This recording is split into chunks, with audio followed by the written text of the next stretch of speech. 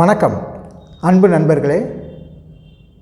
மதுரையிலிருந்து நபார்டு மானியத்துடன் செயல்படும் green Madurai nursery garden கள அலுவலர் எஸ் இன்னாசிமுத்து பேசுகிறேன்.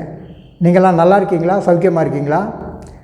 இன்றைக்கி நம்மளோட முன்னோர்கள் பார்த்திங்கன்னா காலங்காலமாக எல்லோரும் எப்படி வாழ்த்துவாங்க அப்படின்னு கேட்டிங்கன்னா 16 பெற்று பெருவாழ்வு வாழ்க அப்படின்னு வாழ்த்துவாங்க.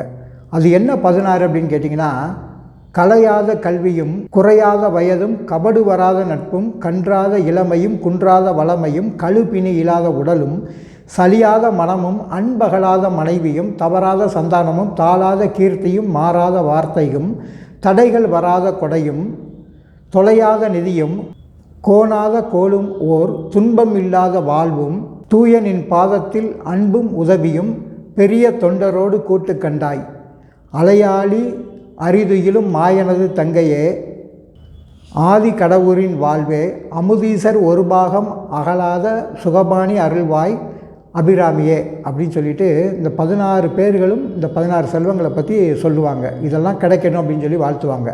ஆனால் இதில் ஒரு 4 செல்வங்கள் கிடைச்சாலே இன்றைக்கி நம்ம மனிதர்களை கையில் பிடிக்க முடியாது. அந்த அளவிற்கு அவர்களோட ஒரு ஆணவம் அகங்காரம் அப்படின்றதெல்லாம் அவங்க கூட சேர்ந்துக்கிடுது. இன்றைக்கி இதில் என்ன அப்படின்னு கேட்டிங்கன்னா, இதை ஏன் நான் உங்களுக்கு சொல்ல வரேன் அப்படின்னு பார்த்தீங்கன்னா, ஒரு பெரிய மரங்கள், இந்த உலகத்தில் இருக்கிற ஒரு பெரிய மரங்கள் தன்னோட சின்ன செடிகள் வளர்ந்து வரக்கூடிய செடிகளை பார்த்து என்ன வாழ்த்தும்னா, நீயும் 16 பெற்று பெருவாழ்வு வாழ்க அப்படின்னு சொல்லி வாழ்த்தோம். இது என்ன அப்படின்னு கேட்டிங்கன்னா, இன்றைக்கி நம்ம ஒரு டாக்டர்கிட்ட போகிறோம்னு வச்சுக்கோங்களேன். அந்த டாக்டர் முன்னாடி போய் நிற்கிறோம். அந்த டாக்டர் உங்களை பார்த்த உடனே உங்களுக்கு இன்ன நோய் இன்னும் இருக்குது, இந்த மாதிரி இருக்குது, இந்த மாதிரி இருக்குதுன்னு ஏதாவது சொல்ல முடியுமா? சொல்லவே முடியாது. டாக்டர் நம்ம சொல்கிறத வச்சு தான் அவங்க ஜட்ஜ்மெண்ட்டே பண்ண முடியும். எந்த டாக்டராக இருந்தாலும் சரி தான். நீங்கள் போய் நின்றவனே உங்களை இன்ன நோய்க்காக வந்திருக்கீங்க, அப்படி வந்திருக்கீங்க, இப்படி வந்திருக்கீங்க யாருமே சொல்ல முடியாது. அவங்க நம்ம சொல்கிறத கேட்டு ஒரு யூகம் பண்ணி நம்ம சொல்கிறத வச்சு தான் ஒரு ஜட்ஜ்மெண்ட் அவங்களால கொடுக்க முடியும். ஆனால் இந்த செடிகளை பொறுத்த வரைக்கும் இந்த 16 சத்துக்களை உள்ளடக்கியதில் இது எந்த சத்து கம்மியாக இருக்கோ அது அருமையாக அந்த செடிகள் வெளிக்காட்டிடும் நமக்கு. இதுதான் இன்றைக்கி ஒரு மிகப்பெரிய விசேஷம். அதாவது செடிகளுக்கு பேசுகிறதுக்கு கடவுள் வாய் கொடுக்கலைனாலும் அந்த செடிகள் என்ன சத்து கம்மியாக இருக்குது அப்படின்றத வெளிக்காட்டக்கூடிய திறன் ரொம்ப அதிகமாக இருக்குது. ஒரு செடியை பார்த்த உடனே சொல்லிடலாம் அந்த பற்றாக்குறை இந்த செடிகிட்ட இருக்குது அப்படின்றத நம்ம கணிக்க முடியும். இது கடவுள் கொடுத்துக்கிற மிகப்பெரிய கொடை அந்த செடிக்கு. அது என்னென்ன சத்துக்கள் அந்த 16 சத்துக்கள் அப்படின்னு கேட்டிங்கன்னா, அதாவது கார்பன், ஹைட்ரஜன், ஆக்சிஜன் இந்த 3ம் இந்த உலகத்தில் இருக்கிற காற்றுலேருந்து எடுத்துக்கோ. கார்பன் எப்போ அப்படின்னு கேட்டிங்கன்னா, அந்த செடிகள் இரவு நேரத்தில் ஆக்சிஜனை எடுத்துட்டு நைட்டு கார்பன் டை ஆக்சைடை வெளியே விடும். அதே மாதிரி பகலில் கார்பன் டை ஆக்சைடை எடுத்துக்கிட்டு ஆக்சிஜனை அதிகமாக வெளியே விடும். சரிங்களா? அப்புறம் இந்த ஹைட்ரஜன் நீர் மூலக்கூறாக மலையிலேருந்து அந்த இருக்கக்கூடிய சத்துக்களில் கரைஞ்சி அதோட வேர்களுக்கு கிடைக்கிது. அப்போ கார்பன், ஹைட்ரஜன், ஆக்சிஜன் இந்த முதல் 3 சத்தும் காற்றுலேருந்து இயற்கையாகவே அது வளிமண்டலத்திலேருந்து அந்த செடிகளுக்கு கிடைக்கிது. அப்புறம் பார்த்திங்கன்னா நைட்ரஜன், பாஸ்பரஸ், பொட்டாஸ் அப்படின்வாங்க. இந்த 3 பேரூட்ட சத்துக்கள். இதில் இந்த நைட்ரஜன் சத்து அப்படின்னு இருக்குது பார்த்திங்களா, இது தலைச்சத்து. இந்த நைட்ரஜன் சத்து கிடைக்கலைன்னா இந்த இலைகள் எப்படி இருக்கும் அப்படின்னு பார்த்திங்கன்னா, ஒரு மாதிரி ஒரு வெளிர் நிறமாயிரும். வெளிர் நிறமாகி ரொம்ப வாடி வதங்கின மாதிரி ஆயிரும். அதாவது இலை வெளுத்து போயிருக்கும். இயற்கையான அந்த பச்சை இருக்காது. இது எந்த இலையில் சிம்டம்ஸ் அதிகமாக தெரியும்னா, அதாவது கொழுந்த இலையெல்லாம் நல்லாயிருக்கும், முதிர்ந்த இலைகள் ஃபுல்லாக இந்த மாதிரி பச்சையம் இல்லாமல் வெளுத்து போய் இருந்துச்சு அப்படின்னா நைட்ரஜன் சத்து பற்றாக்குறைன்னு அர்த்தம். இதே மாதிரி இந்த சத்துக்கள் அதிகமாக இருந்துச்சு அப்படின்னு வைங்களேன், இந்த இலைகள் பூரா தொங்கி வாடிடும். அந்த சாஃப்டான அந்த தண்டு பூமியை ஒட்டி இருக்கிற தண்டு அதிகப்படியான அந்த நைட்ரஜன் சத்துனால் உடஞ்சி விழுந்துடும். செடிகள் வாடிடும். அப்போ இது அதிகமாகவும் இருக்கக்கூடாது, குறையாகவும் இருக்கக்கூடாது. இப்போ நான் சொல்லிட்டேன், இது குறைவாக இருந்துச்சுன்னா முதிர்ந்த இலைகள், ஒரு செடியோட முதிர்ந்த இலைகளில் பூரா வெளுத்து போய் காணப்பட்டுச்சுன்னா அது நைட்ரஜன் சத்து பற்றாக்குறைன்னு அர்த்தம். இதே மாதிரி பார்த்திங்கன்னா பாஸ்பரஸ் சத்து. இந்த பாஸ்பரஸ் சத்து பார்த்திங்கன்னா இது பற்றாக்குறையாக இருந்துச்சு அப்படின்னா அந்த இலைகள் ஃபுல்லாக பார்த்திங்கன்னா இலைக்கு அடியில் பூரா ஒரு கலர் நிறமாக மாறும். ஒரு மாதிரி ஒரு ப்ளூ கலர் நிறம் அடிக்கும், ஒரு சிவப்பு நிறம் அடிக்கும். உதாரணமாக கொய்யா மரத்துலலாம் பார்த்திங்கன்னா இலை வந்து இந்த கலராக சிவப்பு கலராக இருக்கும். இலையில் அடியில் பார்க்கும்போது ஒரு நீல நிறம் கலந்த மாதிரி இருக்கும். இதுக்கு காரணம் என்ன அப்படின்னு கேட்டிங்கன்னா, இந்த பாஸ்பரஸ் சத்து பற்றாக்குறையினால் வரக்கூடிய அறிகுறிகள். சரி, இந்த பாஸ்பரஸ் சத்து அதிகமாக இருந்தால் என்ன ஆகும் அப்படின்னு கேட்டிங்கன்னா, அதுவும் ஆபத்து தான். இந்த பாஸ்பரஸ் சத்து அதிகமாக இருந்துச்சுன்னா அந்த செடி வந்து நுண்ணூட்ட சத்துக்களை பூரா எதையுமே எடுக்காது. அதாவது ஜிங்கு, பெரசு, அப்புறம் மாங்கனீஸு, மற்ற கால்சியம் சத்துக்களெல்லாம் இது வந்து எடுக்க முடியாது இந்த சத்து. அதனால் அதோட குறைபாடுகள் ரொம்ப அருமையாக வெளிப்படும். அப்போ இதுவும் முத்துன இலைகளில் மட்டும்தான் இந்த பாஸ்பரஸ் சத்து குறைபாடும் காணப்படும். இந்த முதிர் இலைகள் தான் கலராக மாறிக்கிட்டே வரும். ஒரு மாதிரி நீல கலர் இலைக்கு அடியில் அடித்ததுன்னா இந்த பாஸ்பரஸ் சத்து பற்றாக்குறைன்னு அர்த்தம். அப்புறம் பொட்டாஸ் சத்து. இந்த பொட்டாஸ் சத்து என்ன அப்படின்னு கேட்டிங்கன்னா, இது எப்படி கண்டுபிடிக்கலாம் அப்படின்னு பார்த்திங்கன்னா, அதாவது முதிர்ந்த இலைகள் இருக்குது பார்த்திங்களா, அந்த இலைகளோட விளிம்புகள் பூரா அப்படி இந்த ஓரங்கள் பூரா அப்படி கருகி காணப்பட்டுச்சு அப்படின்னா இது வந்து பொட்டாஸ் சத்து கம்மியாக இருக்குது அப்படின்னு அர்த்தம். இந்த பொட்டாஸ் சத்து எதில் ஈஸியாக கண்டுபிடிக்கலாம்னா, வாழை இலையை பூரா எடுத்து பார்த்திங்கன்னா வாழை இலையோட விளிம்புகள் பூரா கருகி இருக்குது அப்படின்னு வச்சுக்கோங்களேன். இந்த பொட்டாஸ் சத்து கம்மியாக இருக்குதுன்னு அர்த்தம். இதுவும் முதிர்ந்த இலைகளில் தான் காணப்படும். இப்போ சப்போஸ் பொட்டாஸ் சத்து ரொம்ப அதிகமாக இருக்குதுன்னு வச்சுக்கோங்களேன், இதில் வந்து என்னென்னா கால்சியம், மெக்னீசியம் அதோட குறைபாடுகள் வந்து காணப்படுறதா இருக்கும். சரிங்களா? அதனால் இது வந்து இந்த பொட்டாஸ் சத்து ரொம்ப அதிகமாகவும் போகக்கூடாது. சரிங்களா? அதுக்கப்புறம் இரண்டாம் நிலை ஊட்டச்சத்துக்கள் அப்படின்வாங்க. இப்போ இந்த நைட்ரஜன், பாஸ்பரஸ், பொட்டாஸ் வந்து பேரூட்டச்சத்துக்கள் அப்படின்வாங்க. இரண்டாம் நிலை ஊட்டச்சத்துக்கள் அப்படின்றது பார்த்திங்கன்னா கால்சியம், மெக்னீசியம், சல்ஃபர், இந்த மூணும் வந்து பார்த்திங்கன்னா இரண்டாம் நிலை ஊட்டச்சத்துக்கள். அதாவது இருக்கிறது சாதம் சாப்பிட்ற மாதிரினா, இப்போ நான் சொல்ல போகிற இந்த 3 விஷயமும் கத்திரிக்காய், தக்காளி கூட்டு சாப்பிட்ற மாதிரி செடிகளுக்கு வந்து இது. இந்த கால்சியம் சத்து பற்றாக்குறையாக இருந்துச்சுன்னா இலையோட நுனி இருக்குது பார்த்திங்களா, அது பூரா உடஞ்சி காணப்படும். இலை சரியாக விரிஞ்சு வராது. இலை வந்து விரிஞ்சு வரக்கூடியது அப்படி நெளிஞ்சு உடஞ்சி வரும். இது வந்து நுனி இலைகளில் இந்த அறிகுறி காணப்படும். அப்போ இந்த அறிகுறிகள் பார்த்திங்கன்னா நிறையா செடிகளில் வந்து நீங்கள் பார்த்துக்கலாம். அப்புறம் இந்த கால்சியம் சத்து வந்து ரொம்ப அதிகமாக இருந்துச்சு அப்படின்னா அதில் வந்து பார்த்திங்கன்னா மெக்னீசியம் சத்துக்குரிய குறைபாடுகள் அதில் காணப்படும். ஏன்னா மெக்னீசியம் சத்து கிடைக்காது. இது அதிகமாக போகிறதுனால, கால்சியம் சத்து அதிகமாச்சுனால மெக்னீசியம் சத்து வந்து கிடைக்காது. அதாவது இந்த மெக்னீசியம் சத்து குறைபாடு இருந்துச்சுன்னு வச்சுக்கோங்களேன், அந்த இலைக்கு இடையில் இருக்கிற பகுதி பூரா மஞ்சள் ஆயிரும். அப்போ இதோட சிம்டம்ஸ் வந்து பார்த்திங்கன்னா இளம் இலைகளில் அதிகமாக காணப்படும். சரிங்களா? இப்போ இந்த மெக்னீசியம் சத்து வந்து ரொம்ப அதிகமாகிடுச்சின்னு வச்சுக்கோங்களேன், அங்கே என்ன ஆகும்னா கால்சியம் சத்தும் கிடைக்காது, பொட்டாசியம் சத்தும் கிடைக்காது. ரெண்டையும் கண்ட்ரோல் பண்ணிடும் இந்த மெக்னீசியம் சத்து அதிகமாச்சுன்னா. அப்போ அங்கே செடிகள்லாம் என்ன ஆகும் அப்படின்னிங்கன்னா அந்த பொட்டாஸ் சத்தும் கால்சியம் சத்தும் கிடைக்காம அப்படியே வாடி போகிற மாதிரி சூழ்நிலை ஏற்பட்டுரும். சரிங்களா? அதுக்கப்புறம் பார்த்திங்கன்னா அதாவது சல்ஃபர்னால் கந்தகச்சத்து. இந்த கந்தகச்சத்து கிடைக்கலைன்னா இலை ஃபுல்லாகவே கம்ப்ளீட்டாகவே டோட்டலாகவே அந்த செடி பூராமே ஒரு மாதிரி வெளியேறி போன மாதிரி இருக்கும். இது இந்த கந்தகச்சத்து குறைபாட்டினால வர்றது. இதே இந்த கந்தகச்சத்து கொஞ்சம் அதிகமாகிடுச்சின்னு வச்சுக்கோங்களேன், என்ன ஆகும் அப்படின்னா அந்த இலைகள் வந்து முன்கூட்டியே முதிர்ச்சி அடைந்து கீழே விழுந்துடும். திடீர்னு ஒரு செடி வச்சுருக்கீங்க, ஒரு 10 இலை 15 இலை கடகடன்னு விழுகுது அப்படின்னா இந்த கந்தகச்சத்து பற்றாக்குறையினால் வரக்கூடிய இது அறிகுறி. இது வந்து இரண்டாம் நிலை பேரூட்ட சத்துக்களை பற்றி உங்களுக்கு சொல்லிட்டேன். அதுக்கப்புறம் பார்த்திங்கன்னா நுண்ணூட்ட சத்துக்கள் அப்படின்வாங்க. அதாவது ரொம்ப குறைவாக ஊறுக அளவுக்கு நம்ம சாப்பிட்றோம் பார்த்திங்களா, அந்த அளவுக்கு செடிகள் எடுத்துக்கிடக்கூடிய சத்துக்கள். ஆனால் மிக அத்தியாவசியமான சத்துக்கள் இதெல்லாம். அது என்ன அப்படின்னு பார்த்திங்கன்னா, ஒன்று வந்து காப்பர் சத்து. காப்பர்னால் தாமிர சத்து அப்படின்வாங்க. இந்த சத்து கிடைக்கல, பற்றாக்குறையாக இருக்குது அப்படின்னு வைங்களேன், இலையோட நுனிகள் வந்து சரியாக விரியாது, ஒரு மாதிரி பிளந்து வந்துக்கிட்டே இருக்கும். அப்போ இந்த சத்துக்கள் வந்து மிக முக்கியமானது. சப்போஸ் இந்த காப்பர் சத்து அதிகமாகிடுச்சின்னு வச்சுக்கோங்களேன், அங்கே வந்து இரும்பு சத்து குறைபாட்டுக்குரிய அறிகுறிகள் காணப்படும். சரிங்களா? அதுக்கப்புறம் வந்து பார்த்திங்கன்னா போரான் அப்படின்வாங்க. போரான் சத்து பற்றாக்குறை. இந்த போரான் சத்து பற்றாக்குறை தான் ரொம்ப முக்கியமானது. என்ன அப்படின்னு கேட்டிங்கன்னா, நிறையா இடங்களில் வந்து அதாவது இதோட குறைபாட்டினால் என்ன ஆகும் அப்படின்னு பார்த்திங்கன்னா அந்த இலையோட நுனியோட வளர்ச்சி வந்து சுத்தமாக தடைப்படும். அது மட்டும் இல்லை, அந்த காய்கறிகள்லாம் இருக்குது பார்த்திங்கன்னா, தக்காளி பூரா வந்து பார்த்திங்கன்னா வெடிப்பாக இருக்கும். அப்புறம் மாங்காய் பூரா வெடிப்பாக இருக்கும். பப்பாளி பூரா பார்த்திங்கன்னா பழம் வந்து ஒரு சேஃபாக இல்லாமல் ஒரு மாதிரி அன்ஈவனாக இருக்கிற மாதிரி இருக்கும். அப்புறம் தேங்காய் பார்த்திங்கன்னா அதுவும் பார்த்திங்கன்னா உள்ளே தேரைக்காயாக இருக்கும், உடச்சிங்கன்னா உள்ளே காய் இருக்காது. அந்த மாதிரியான சிம்டம்ஸ் எல்லாம் இதில் இந்த போரான் சத்து குறைபாட்டினால் வர்றது. சப்போஸ் இந்த போரான் சத்து அதிகமாச்சுன்னு என்ன ஆகும்னா, நுனியெல்லாம் கொஞ்சம் பழுத்து அந்த செடி வந்து அப்படியே கொஞ்சம் கொஞ்சமாக இலைகள்லாம் கொட்டி இறக்க ஆரம்பிச்சிடும். அதுக்கப்புறம் பார்த்திங்கன்னா அதை ஃபெரசத்து பற்றாக்குறை அப்படின்வாங்க. ஃபெரசத்துனா இரும்பு சத்து பற்றாக்குறை. இந்த இரும்பு சத்து பற்றாக்குறையினால் என்ன ஆகும் அப்படின்னிங்கன்னா, இலை வந்து பார்க்குறதுக்கு வந்து நல்லா ஒரு மாதிரி வெளுத்து போன மாதிரிக்கான நரம்புகள் பூரா பச்சையாக இருக்கும். அந்த இலையில் ஓடுற நரம்புகள் பூரா ரொம்ப பக்காவாக பச்சை பச்சைன்னு இருக்கும். அந்த இடையில இருக்கிற இலைகள் பூரா வெளுத்து இருக்கும். அப்போ நுனி இலைகளில் ரொம்ப அதிகமாக காணப்படும்.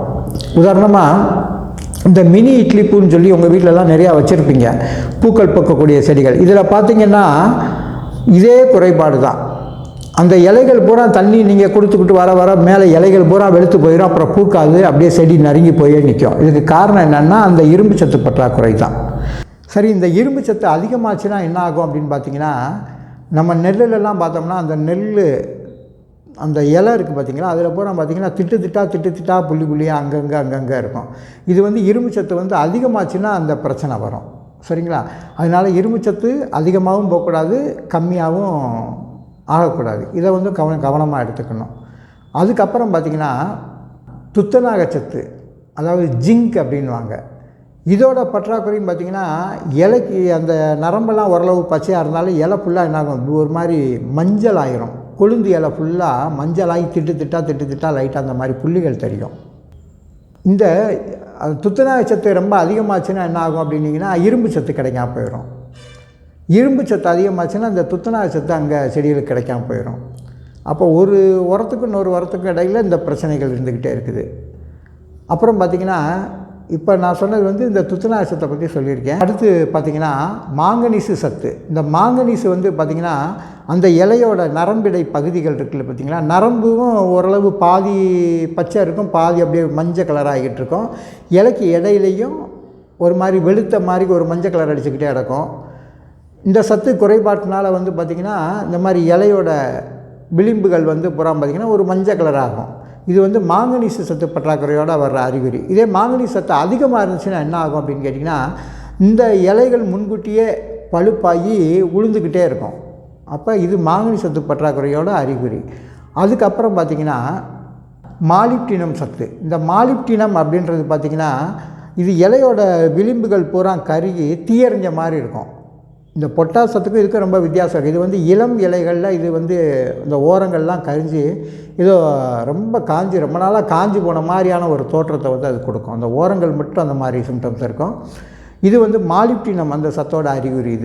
இது அதிகமாச்சுன்னா என்ன ஆகும் அப்படின்னு பார்த்திங்கன்னா, இது அதிகமாகிறதுக்கு வாய்ப்பே கிடையாது. இது ரொம்ப கம்மியாக தான் இந்த மண்ணில் வந்து கிடைக்கிறதுக்கான வாய்ப்பு இருக்குது. அதனால் இது அதிகமானதாக இது வரைக்கும் கிடையாது, எந்த நியூஸும் கிடையாது. அதுக்கப்புறம் பார்த்திங்கன்னா குளோரின்.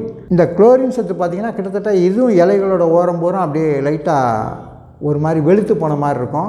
ஆனால் இதில் என்னென்னா, இந்த இலையோட குளோரின் சத்து பற்றாக்குறை இருந்துச்சுன்னா இலையோட நுனியில் ஓரங்கள் பூரா ஏதோ தீய வச்சு எரித்த மாதிரி கருப்பு நிறத்தில் ஒரு மாதிரி கருகி இருக்கும். மற்ற சத்துக்களுக்கு இருக்கும் பார்த்திங்கன்னா விளிம்பு பூரா ஏதோ தீய வச்சு எரிச்சு விட்டா அப்படி இருக்கும், கருப்பு நிறம் ஒரு மாதிரி, அந்த மாதிரி ரொம்ப அடர் கருப்பு நிறத்தில் இருக்கிற மாதிரி ஒரு ஃபீலிங் இருக்கும். சரிங்களா? இதுதான் இப்போ நான் சொன்ன ஒரு 16 வகையான சத்துக்களையும் இப்போ நான் சொல்லியிருக்கேன்.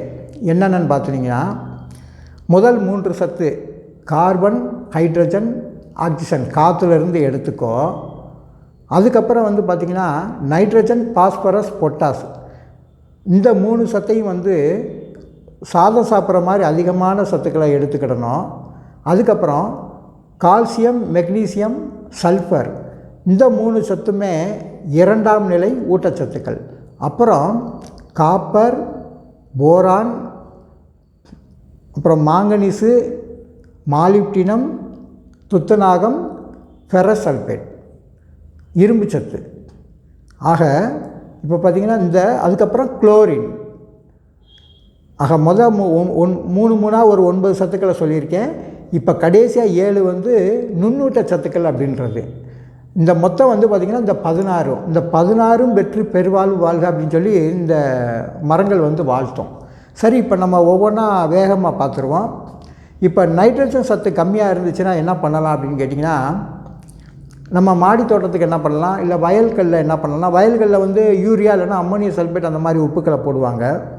நம்ம என்ன பண்ணலான்னா, தலைச்சத்து அதிகமாக கொடுக்கக்கூடிய இலை தலைகள் மக்கு வந்து போட்டிங்க அப்படின்னிங்கன்னா இந்த தலைச்சத்துக்கோட பற்றாக்குறை வந்து குறைஞ்சி போயிடும். அதுக்கப்புறம் பாஸ்பரஸ் சத்துக்கு என்ன பண்ணலாம் அப்படின்னு கேட்டிங்கன்னா, சூப்பர் பாஸ்பேட் அப்படின்னு சொல்லி கடைகளில் உரங்கள் விற்கிது. இந்த உரங்களை வந்து 1 லிட்டர் தண்ணிக்கு ஒரு 2 கிராம் 1 கிராம் கரைச்சி அந்த தூரிலேருந்து கொஞ்சம் தள்ளி ஊற்றி விடலாம். இல்லைன்னா நம்மகிட்ட இந்த ராக் பாஸ்பேட்டு இந்த மாதிரி இருக்கிற பார்த்திங்கன்னா சுண்ணாம்புலாம் ரொம்ப, அதாவது என்னென்னா பயன்படுத்த முடியாமல் கிடக்கக்கூடிய அந்த சுண்ணாம்பு கற்கள் இதெல்லாம் உடச்சி முட்டை ஓடு இதெல்லாம் கொஞ்சம் லைட்டாக உடச்சி அதை வந்து நல்லா பவுட்ரு பண்ணி லேசாக போட்டு விட்டிங்க அப்படின்னிங்கன்னா இந்த சத்துக்கள் பாஸ்பரஸ் சத்து கிடைக்கிறதுக்கு வாய்ப்பு இருக்குது. அப்புறம் போர்லேருந்து போடுறாங்களே அந்த மண் கொஞ்சம் எடுத்து அதை சுற்றி போட்டிங்கனாலும், அந்த எம்சான்னு சொல்லுவாங்க, அதில் கொஞ்சம் எடுத்து கொஞ்சம் போட்டிங்கனாலும், இந்த பாறை மண்ணை போட்டிங்கனாலும் இந்த பாஸ்பேட் சத்து கிடைக்கும், சூப்பர் பாஸ்பேட் சத்து கிடைக்கிறதுக்கு வாய்ப்பு இருக்குது. அதுக்கப்புறம் இந்த பொட்டாஸ் சத்து வந்து பார்த்திங்கன்னா சாம்பல் எருவாட்டி இதெல்லாம் எரிச்சு போகிறோம் பார்த்திங்கன்னா, அந்த சாம்பலை எடுத்து கொஞ்சம் போட்டிங்கன்னா இந்த பொட்டாஸ் சத்து கிடைக்கும். இல்லைன்னா மூரியட்டா பொட்டாசுன்னே கடையில் உரங்கள் விற்கிது, அந்த உரங்களை வந்து கொஞ்சம் இதுக்கு செடிகளுக்கு தேவைப்படுற அளவுக்கு நம்ம போட்டோம்னா இந்த சத்து கிடச்சிக்கிறோம். அதுக்கப்புறம் பார்த்திங்கன்னா இந்த கால்சியம் மெக்னீசியம் சல்ஃபர், இந்த கால்சியம் சத்து குறைபாடுக்கு வந்து இன்றைக்கி நிறையா இருக்குது. கால்சியம் நைட்ரேட்டு, கால்சியம் சல்ஃபேட் அந்த மாதிரி இருக்குது. இல்லைன்னா சுண்ணாம்பு இருக்குது. சுண்ணாம்பே வந்து பெஸ்ட்டு. கொஞ்சம் 1 கிராம் 1 லிட்டர் தண்ணியில் கரைச்சி அந்த செடிகளுக்கு சுற்றி ஊற்றி விட்டிங்கன்னா ஆட்டோமேட்டிக்காக மாறி போயிடும். அப்புறம் மெக்னீசியம் அப்படின்னு பார்த்திங்கன்னா, இந்த மெக்னீசியம் தான் எப்சம் சால்ட் அப்படின்வாங்க. இந்த மெக்னீசியம் சல்ஃபேட் அப்படின்றது வந்து பார்த்திங்கன்னா 1 லிட்டர் தண்ணிக்கு வந்து ஒரு 1/2 கிராம் கலந்து இந்த செடி மேலே வந்து ஒரு மாதத்துக்கு ஒருக்க லேசாக தெளிச்சிங்கன்னா அதோட அறிகுறி வந்து மாறி போயிடும், பற்றாக்குறை இருக்காது. அதுக்கப்புறம் சல்ஃபர் அப்படின்வாங்க, இந்த கந்தகச்சத்து. இந்த கந்தகச்சத்தும் பார்த்திங்கன்னா இன்றைக்கி சல்ஃபர் டஸ்ட்டு நிறையா இருக்குது.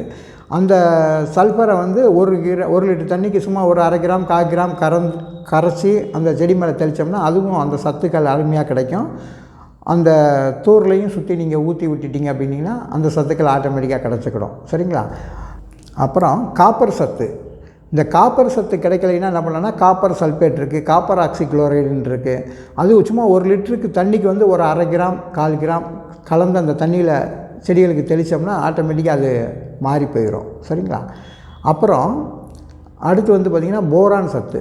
போரான் வந்து பார்த்திங்கன்னா போராக்ஸ் அப்படின்னு சொல்லி ஒரு உரம் இருக்குது. அந்த உரம் வந்து பார்த்திங்கன்னா ஒரு 1 லிட்டர் தண்ணிக்கு அது ஒரு 2 கிராம் 1 கிராம் கலந்து அந்த தூரை சுற்றி ஊற்றி விட்டிங்க அப்படின்னிங்கன்னா அந்த செடி வந்து ஆட்டோமேட்டிக்காக இந்த சத்து குறைபாட்டிலேருந்து விடுபட்டுக்கிடும்.